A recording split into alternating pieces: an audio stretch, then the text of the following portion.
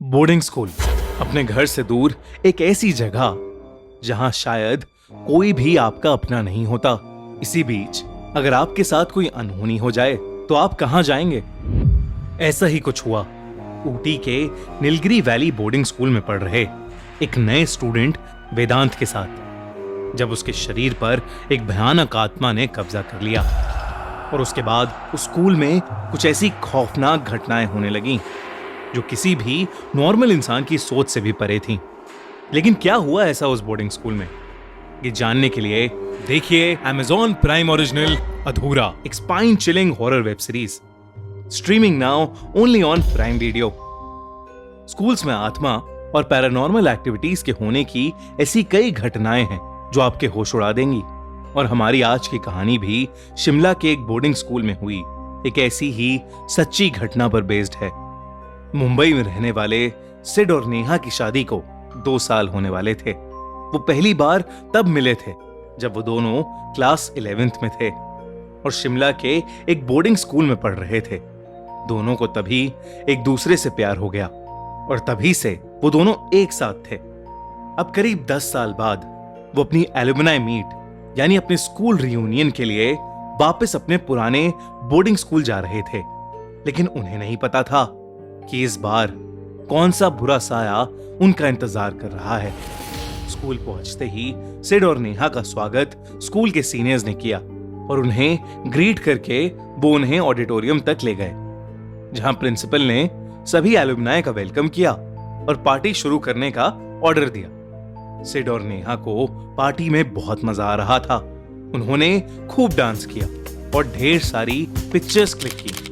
Neha dance करते करते थोड़ी थक गई, तो इसलिए वो साइड में आकर एक चेयर पर बैठ गई और सभी को एंजॉय करते हुए देखने लगी। तभी उसकी नजर भीड़ के पीछे खड़े एक लड़के पर गई जो कि उसी को देख रहा था। उस लड़के का हुलिया काफी अजीब था। उसकी आंखों के नीचे काले धब्बे थे, स्किन पीली पड़ी हुई थी और चेहरे पर अजीब सी उदासी थी।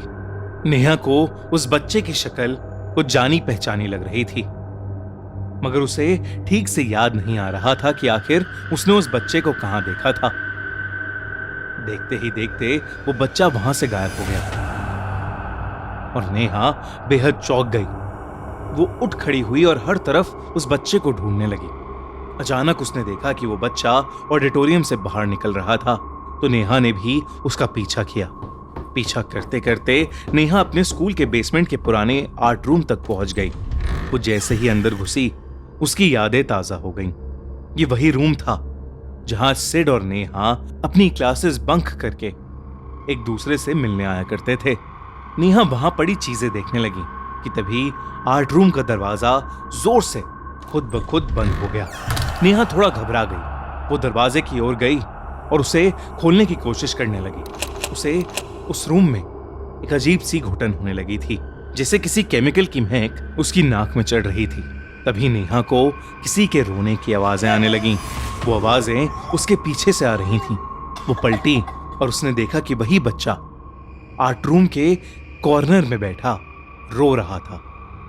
उसने अपना चेहरा अपने हाथों से छुपाया हुआ था। नेहा ये देखकर और ज्यादा डर गई और वो दरवाजे को जोर जोर से नॉक करने लगी और चिल्लाने लगी। जब उसने दोबारा पीछे पलट के देखा तो वो बच्चा अब वहां नहीं बैठा था। वो दरवाजे की तरफ मुड़ी और तब जो उसके साथ हुआ उसे देख उसकी रूह कांप गई। वो बच्चा दरवाजे के ऊपर क्रॉल करता हुआ उसकी तरफ आ रहा था। उसका चेहरा बदलकर बिल्कुल एक डीमन जैसा हो गया था। नेहा बहुत जोर से चिल्लाई और इतना डर गई कि वो अपने होश खो बैठी। नेहा वहीं बेहोश होकर नीचे गिर पड़ी। जब उसकी आंख खुली तो वो स्कूल के एक हॉस्टल रूम में थी और सिड उसके पास ही बैठा हुआ था। नेहा को बहुत तेज बुखार चढ़ा हुआ था। वो अचानक से उठी और हड़बड़ी में जो भी उसके साथ उस आर्ट रूम में हुआ वो सब वो सिड को बताने लगी। सिड ने उससे कहा कि वो ये सब ना सोचे और बस रेस्ट करे। इसके बाद सिड नेहा के लिए डिनर ले आया और उसे खाना खिलाकर सुला दिया। नेहा के सोने के बाद सिड वॉशरूम की तरफ जाने लगा। वो कॉरिडोर से गुजर ही रहा था कि अचानक उस कॉरिडोर की लाइट्स फ्लिकर करने लगी। वो एक पल के लिए वहीं ठहर गया और लाइट्स की तरफ देखने लगा। फिर वो उसे इग्नोर कर वॉशरूम चला गया। वॉशरूम में सिड को ऐसा लगा जैसे उसके अलावा भी वहां कोई मौजूद था। उसे एक अलग सी ठंडक महसूस हो रही थी। वो अपने हाथ धो रहा था जब वॉशरूम की लाइट्स भी अचानक से फ्लिकर करने लगी। इस बार सिड थोड़ा सहम गया और जल्दी से वॉशरूम से बाहर निकलने लगा, मगर किसी इनविजिबल शक्ति ने सिड को पीछे से बहुत जोर से खींचा और सिड दीवार से टकराकर जमीन पर गिर पड़ा।